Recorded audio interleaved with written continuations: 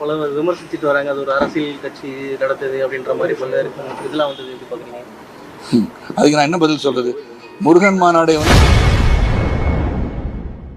மாநாட்டை விமர்சிப்பவர்கள் குறித்து பாஜக தேசிய செயற்குழு உறுப்பினர் சரத்குமார் காட்டமாக விமர்சித்துள்ளார். நாங்கள் சாமியை வணங்கினால் அரசியல், நீங்க வணங்கினால் அரசியல் இல்லையா என கேள்வி எழுப்பியுள்ளார். பல விமர்சிச்சுட்டு வராங்க. அது ஒரு அரசியல் கட்சி நடத்துது அப்படின்ற மாதிரி பல இருக்கும். இதெல்லாம் வந்து எப்படி பாக்குறீங்க? அதுக்கு நான் என்ன பதில் சொல்றது? முருகன் மாநாடை அரசியல் எடுத்துக்கிற முருக பக்தி உள்ளவர்கள் அனைவரும் ஒன்று குழுமி இருக்கிறார்கள். அதுல என்ன அரசியல் இருக்கு எனக்கு புரியலையே. அதனால ஒரு சில சமயங்கள் சில காலகட்டத்தில் சிலதை மறந்து விடுவார்கள் நினைத்து அதை நினைவுபடுத்துவது தவறா? நீங்க தொடர்ந்து இப்ப நம்ம பார்த்துக்கிட்டீங்கன்னா, வெள்ளிக்கிழமையானா இஸ்லாமிய சகோதரர் மசூதிக்கு போறாங்க, ஞாயிற்றுக்கிழமைனா கிறிஸ்தவ சகோதரர்கள் சர்ச்சுக்கு போறாங்க. நாம் அப்படி ஏதாச்சும் ஒரு நாட்களை வைத்துக் கொண்டாமல் இருந்து கொண்டு இருக்கிறோம்.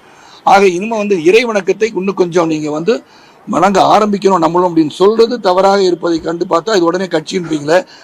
நாங்க போய் சாமி கும்பிட்டா அது கட்சி, நீங்களாம் போய் பார்த்தா அது கட்சி இல்லையா? அது நியாயமா தெரியல.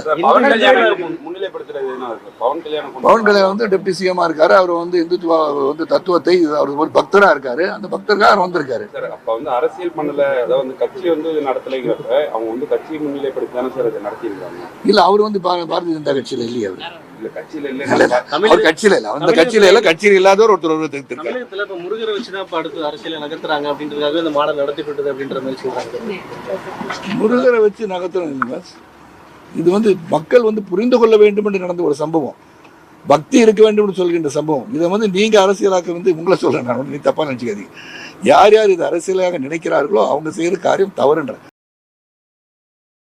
செய்திகளை உள்ளது உள்ளபடி தெரிந்து கொள்ள ரெஃப்ளெக்ட் நியூஸை சப்ஸ்கிரைப் பண்ணுங்க.